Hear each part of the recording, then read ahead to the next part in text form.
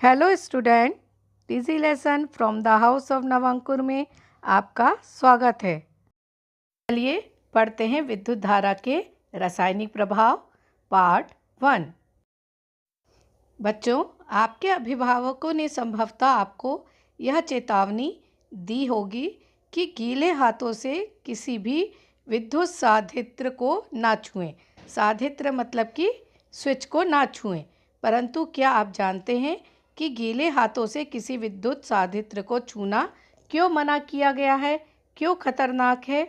हाँ, आप जानते होंगे कि गीले हाथों से किसी विद्युत साधित्र को छूने से हमारे शरीर में विद्युत धारा प्रवाहित हो सकती है, अर्थात हमें करंट लग सकता है।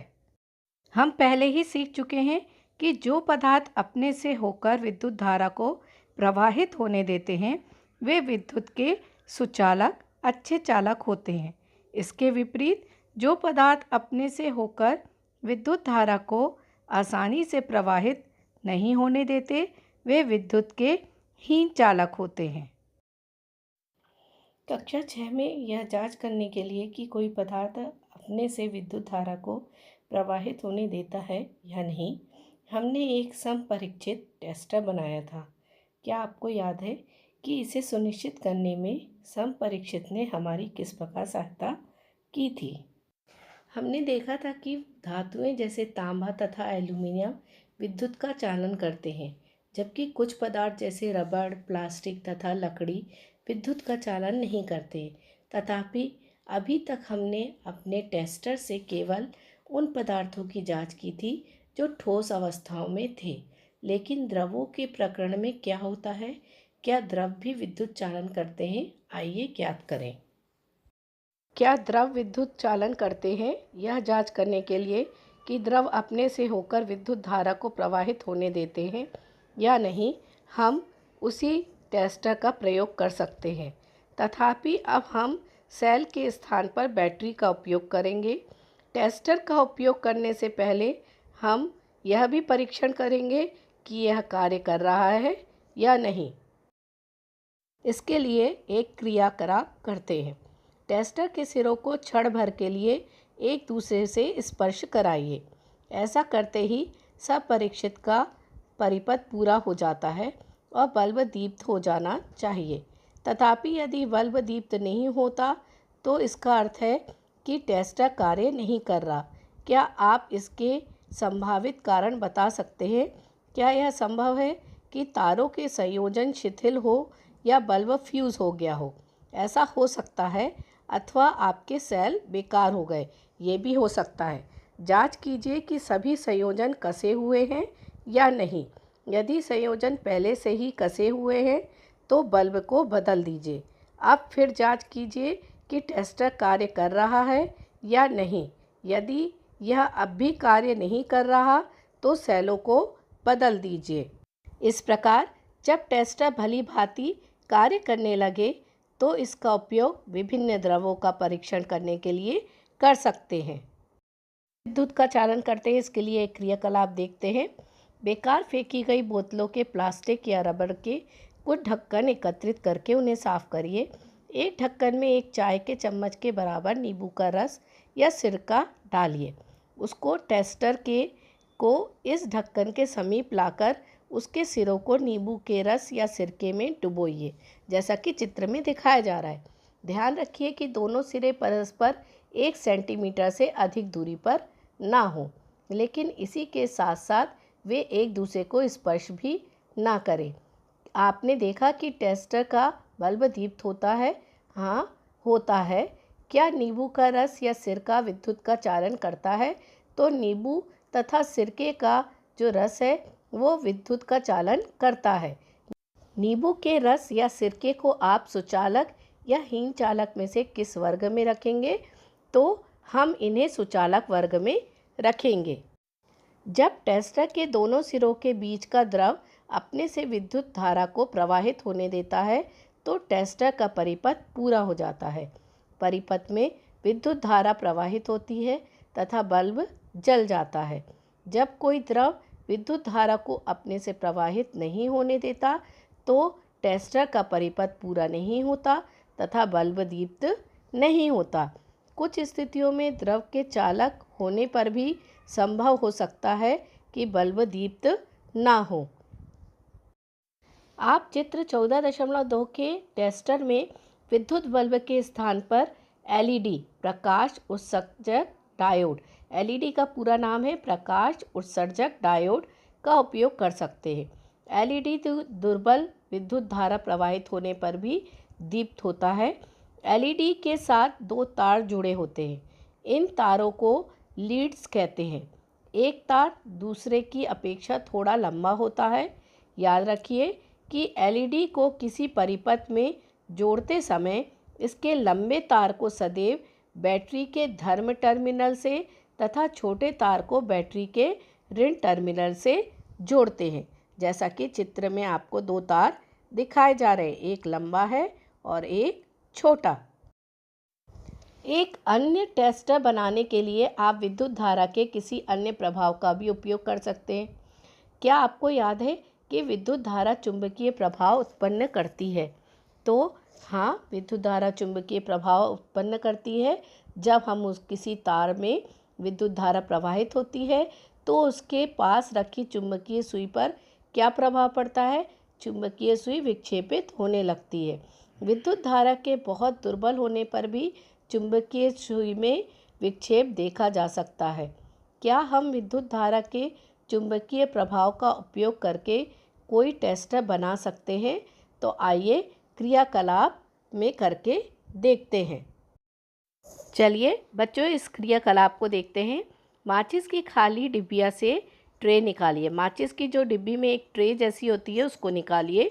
ट्रे पर चित्र के दर्शाए अनुसार एक विद्युत तार के कुछ फेरे लपेटिए। विद्युत तार को उसके ऊपर लपेटना है।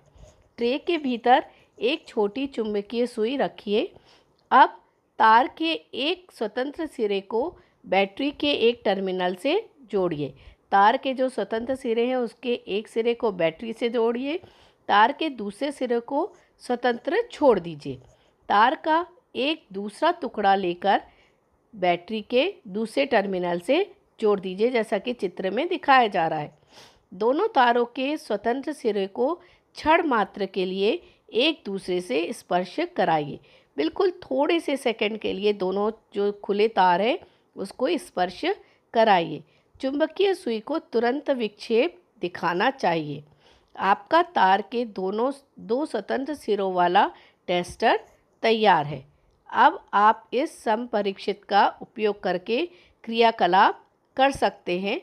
क्या समपरीक्षित के स्वतंत्र सिरों को नींबू के रस में डुबाते हैं तो चुंबकीय सुई विक्षेप दिखाई देता है? तो हाँ, दिखाई देगा। समपरीक्षित के सिरों को नींबू के रस से बाहर निकालिए, उन्हें पानी में डुबोइए और पोंछकर सुखाइए। इस क्रिया को अन्य द्रवों जैसे टोटी का पानी, नल का जो पानी होता है, वनस्पति तेल, दूध, शहद आदि के साथ दोहराइए। प्रत्येक द्रव का परीक्षण करने के पश्चात सब परीक्षित यानी टेस्टर के सिरों को जल से धोकर तथा पोंछकर सुखाना अवश्य याद रखिए। यानी हर बार जब आप नए द्रव में डालेंगे तो उसके पहले उसको पानी से धोना है, सुखाना है, फिर दूसरे द्रव में डालना है।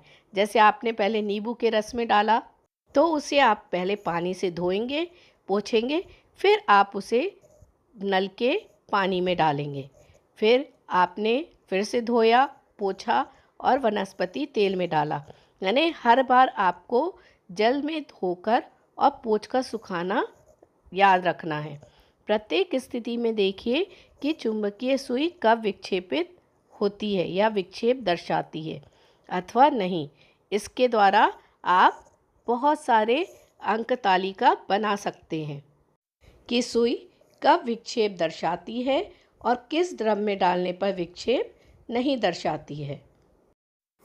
जब टेस्टर के स्वतंत्र सिरे एक दूसरे को नहीं छूते हैं, संभव है कि उनके बीच वायु है और वायु विद्युत की हीन चालक है। परंतु पहेली यह जानना चाहती है कि क्या हर अवस्था में वायु विद्युत की हीन चालक होती है?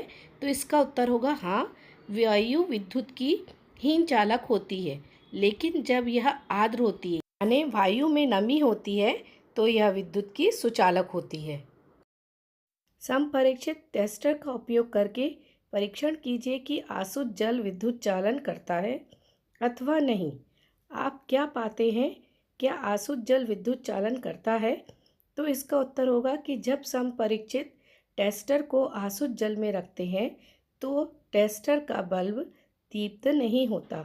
इससे स्पष्ट है कि आसुत जल विद्युत चालन नहीं करता है। अब एक चुटकी साधारण नमक लेकर इसे आसुत जल में घोलिए, फिर परीक्षण कीजिए। इस बार आप क्या निष्कर्ष निकालते हैं? उत्तर होगा कि जब टेस्टर को नमक मिले आसुत जल में डालते हैं तो टेस्टर का बल्ब दीप्त हो जाता है। यह दर्शाता है कि अब आसुत जल में चुटकी भर नमक घोल देते हैं तो वह विद्युत का अच्छा चालक बन जाता है। अर्थात आसुत जल में जब हम नमक मिला देते हैं तो वह एक विद्युत का अच्छा चालक बन जाता है। वे कौन से अन्य पदार्थ हैं जो आसुत जल में घुलने पर इसे चालक बना देते हैं? तो इसका उत्तर होगा कि अम्ल, क्षार और लवण ऐसे पदार्थ हैं जिन्हें आसुत जल में घोलने पर इसे चालक बना देते हैं। जब आसुत जल में अम्ल, क्षार या लवण मिलाते हैं तो वो विद्युत का चालक बन जाता है। जब विद्युत धारा किसी चालक विलयन से प्रवाहित होती है तो क्या वह उस विलयन में कोई प्रभाव उत्पन्न करती है? तो इसका उत्तर होगा कि जब विद्युत धारा चालक विलयन से प्रवाहित होती है तो वह रासायनिक प्रभाव उत्पन्न करती है। आसुत जल में जब अम्लों, क्षारकों और लवणों को मिलाया जाता है तो क्या परिणाम प्राप्त होते हैं? इसका उत्तर होगा, हम पाते हैं कि जब अम्लों, क्षारकों और लवणों के विलयनों को आसुत जल में मिलाते हैं तो इन विलयनों में होकर विद्युत का चालन होता है। इसका अर्थ है कि जब अम्लों, क्षारकों और लवणों को आसुत जल में मिलाते हैं तो आसुत जल में विद्युत धारा का चालन हो जाता है, अर्थात आसुत जल चालक विलयन बन जाता है। Thank you for watching.